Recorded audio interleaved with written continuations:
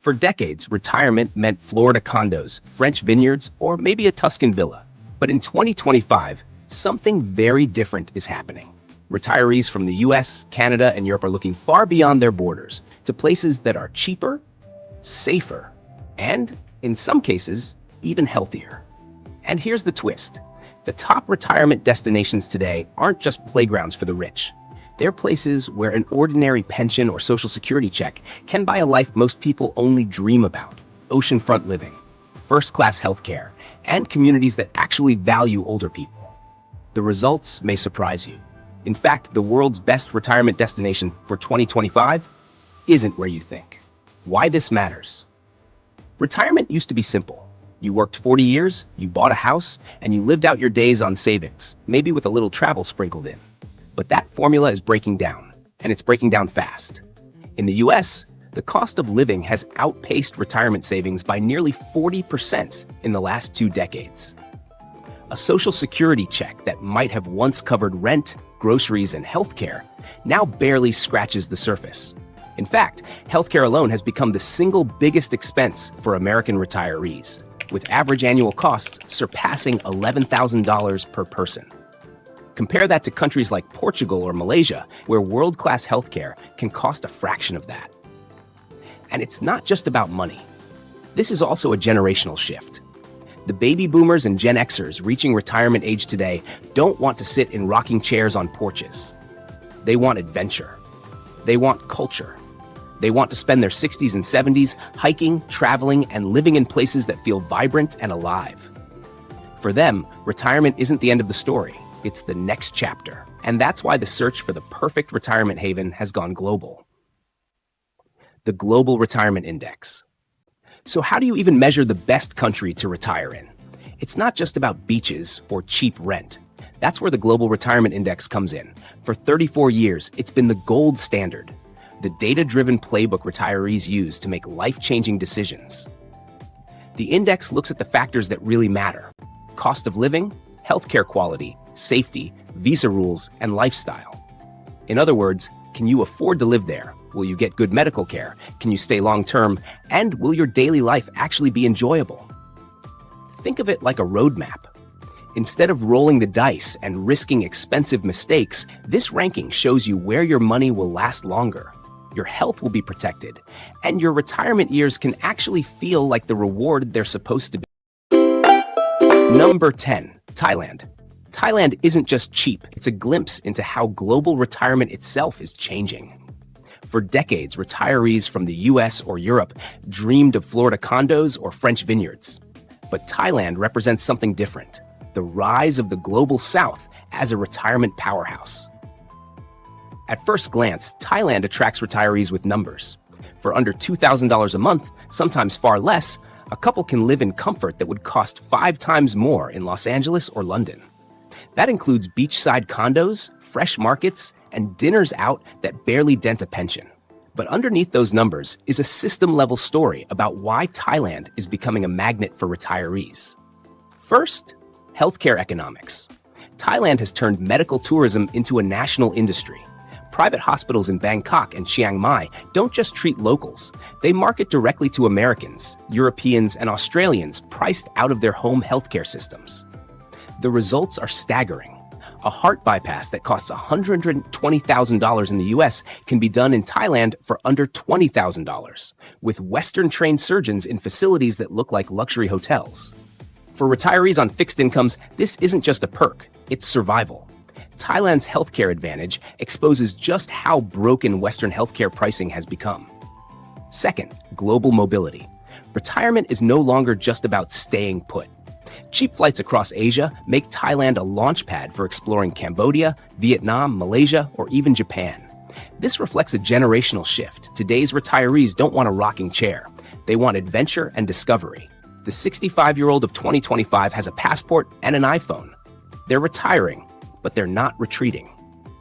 Third, demographics. Thailand's own aging population means the country actually needs foreign retirees. With one of Asia's fastest aging societies and declining birth rates, Thailand quietly sees retirees as economic stabilizers, people who bring steady foreign income, long stays, and demand for local services. In a way, Retirees are part of Thailand's national growth strategy. Of course, there are trade-offs. Retirement visas require financial proof, language can be a barrier, and not every retiree is ready for the culture shock of Southeast Asia. But for those who adapt, Thailand offers something powerful, a retirement that feels less like an ending and more like a relaunch into a new chapter of life. And at a deeper level, Thailand proves something bigger, that in a world where Western living costs are spiraling, the new centers of retirement aren't Paris or Palm Springs. They're in the very places the West wanted developing. This makes Thailand not just a cheap option, but part of a systemic global shift in where and how people retire. Number 9. Italy. When most people picture retirement in Italy, they imagine sipping wine in Tuscany, strolling cobblestone streets in Rome, or eating fresh pasta on a balcony overlooking the Amalfi Coast. But behind the postcard images, Italy tells a much bigger story about how advanced economies are reinventing themselves to attract retirees. Italy is one of Europe's most surprising retirement hotspots, not because it's cheap compared to Thailand or Mexico, but because of its balance. Lifestyle, healthcare, culture, and affordability relative to other Western nations. First, the healthcare factor. Italy has one of the world's best healthcare systems, consistently ranking higher than the US in efficiency and outcomes. For retirees, this matters more than anything else. Imagine paying a fraction of American healthcare costs while still accessing world-class doctors. In Italy, healthcare isn't treated as a luxury, it's built into the social contract. For a retiree, this isn't just about cost savings, it's about certainty in old age. Second, demographics and economics. Italy has one of the oldest populations in Europe. Nearly 24% of Italians are over 65. That's a huge challenge for the country's workforce, but also an opportunity. Towns in rural Italy, facing population collapse, are literally paying foreigners to move in. Remember the famous €1 homes? That wasn't a gimmick. It was a symptom of a deeper system problem. Entire villages risked disappearing, so they began welcoming outsiders, including retirees, as a way to survive. Third, quality of life economics. While living in Rome or Milan can be expensive, small towns in Sicily, Calabria, or Abruzzo offer lifestyles at half the cost of American cities. A 2-bedroom home might cost less than a car in the US. And here's the thing, retirees aren't just buying property. They're helping revive dying communities, keeping grocery stores open, keeping local doctors in practice, keeping culture alive. Retirees aren't just moving to Italy for themselves. They're becoming part of Italy's survival strategy. Finally, the generational piece. Boomers and Gen X retirees don't just want safety, they want meaning. They want history, culture, food, and community. Italy delivers that in spades. From opera festivals in Verona to village wine harvests in Tuscany, Italy offers what many retirees say money can't buy, a sense of belonging. Yes, there are trade-offs. Italy's bureaucracy is infamous. Visas can be complicated, and infrastructure in rural areas isn't always modern. But for those willing to navigate the paperwork, Italy offers something almost no other retirement destination can match: the chance to live inside a 3,000-year-old story, one where your own retirement becomes part of a much larger narrative. And here's the systemic takeaway. Italy proves that retirement in 2025 isn't just about escaping high costs. It's about how countries are actively competing for retirees as economic lifelines. And that's a game Italy, despite its aging crisis, is quietly playing very well. This makes Italy more than wine and pasta. It becomes a lens into aging demographics, economic survival, and the geopolitics of retirement. Number 8, Portugal. When people talk about retirement in Portugal, they often mention 3 things: sunshine, seafood, and affordability. But what's really happening here is much bigger. Portugal has quietly turned retirement into an economic strategy, one that's changing the face of the country itself. First, affordability meets quality. Portugal is cheaper than most of Western Europe, but unlike places where cheap means trade-offs, Portugal offers real value. A couple can live comfortably on 2,500 a month in Lisbon, and far less in cities like Porto or coastal towns in the Algarve. Housing is affordable, public transit is modern, and food isn't just cheap, it's some of the best in Europe. This isn't about stretching dollars. It's about retirees getting a first-world lifestyle at second-world prices. Second, healthcare. Portugal has a universal healthcare system ranked higher than the US in efficiency, with private options for those who want even faster access. For retirees, this is a massive safety net.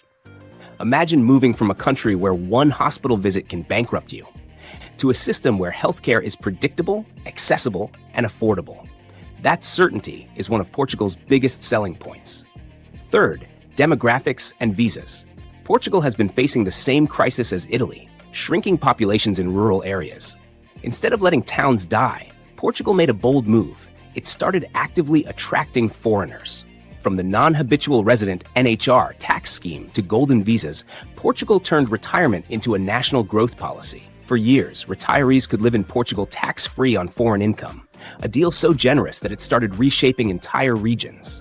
Cafes in the Algarve are now filled with British, German, and American retirees. Fourth, culture and safety. Portugal consistently ranks as one of the safest countries in the world, often safer than Canada or Australia. Combine that with over 300 days of sunshine a year, Mediterranean diets, and a culture built around slow living, and you have a formula for not just surviving retirement, but thriving in it. But here's the system-level insight. Portugal's retirement boom isn't without controversy. Housing prices in Lisbon and Porto have spiked, with locals blaming foreign retirees and digital nomads for driving up costs. The government even ended the NHR scheme in 2024 under pressure from younger generations who felt priced out. In other words, retirees aren't just moving to Portugal, they're changing it. And that's the big takeaway. Retirement in 2025 isn't just about where you live. It's about how your presence reshapes entire economies. Portugal isn't just a retirement destination. It's a case study in how countries are using retirees as a form of soft power and economic survival. Yes, there are trade-offs: bureaucracy, rising costs, and a language barrier outside major cities. But for those willing to navigate it, Portugal offers one of the best blends of lifestyle, affordability, and long-term security anywhere in the world. This way, Portugal isn't just cheap and sunny. It becomes a story about how a small European nation reinvented itself by welcoming retirees, and how that decision is now reshaping its economy and politics. Number 7. Spain. When you picture retirement in Spain, it probably looks like a postcard. Sipping wine in Seville, sunbathing in Malaga, or strolling through Barcelona's Gothic streets. But here's the deeper story. Spain isn't just a retirement hotspot. It's a country using retirees as a tool to stabilize its economy, revive dying towns, and reshape its social fabric. First, lifestyle plus affordability. Spain offers one of the best cost of living to quality ratios in Europe. A couple can live well on around $2,500 a month in coastal Andalusia, less in smaller towns. Compare that to Miami, Vancouver, or Sydney, where retirees can burn through the same amount just covering rent. Food is famously cheap. Fresh seafood, wine, and produce cost a fraction of what they do in North America. Spain doesn't just let your pension stretch, it multiplies your quality of life. Second, healthcare.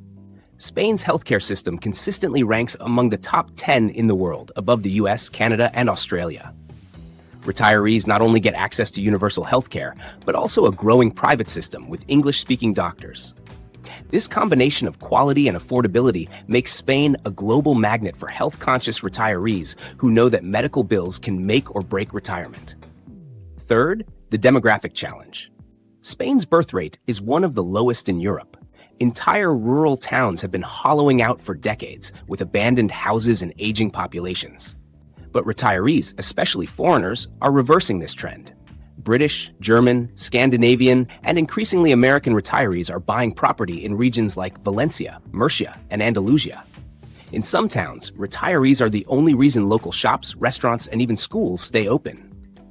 Retirement has literally become a form of rural revitalization policy. Fourth, community and culture. Spain offers something unique beyond cost and healthcare: culture that welcomes integration.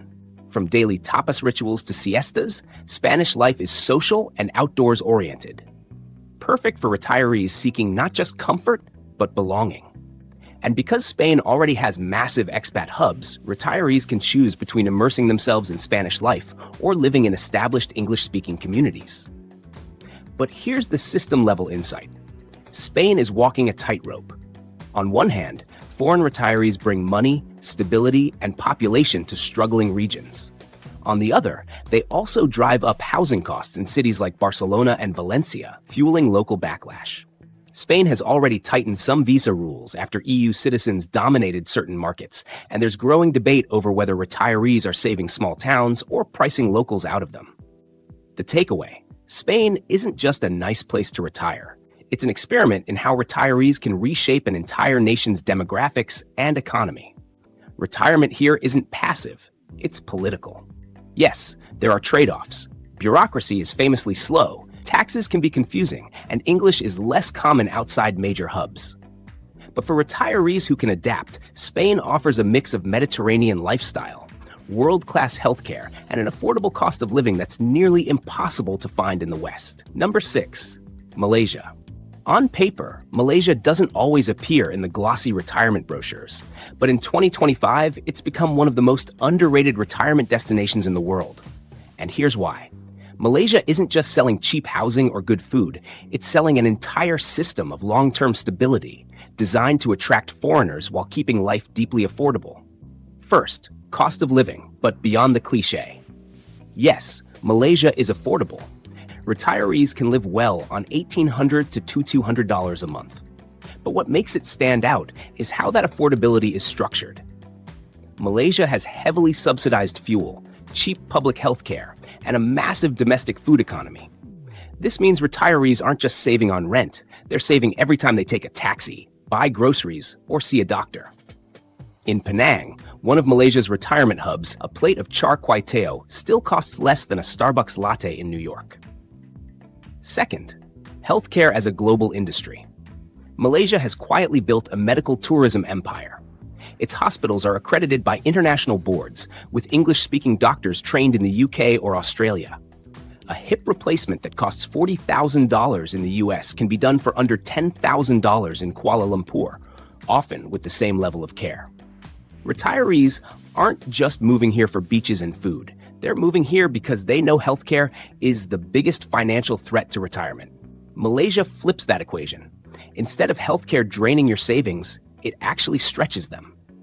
Third, Malaysia My Second Home, MM2H.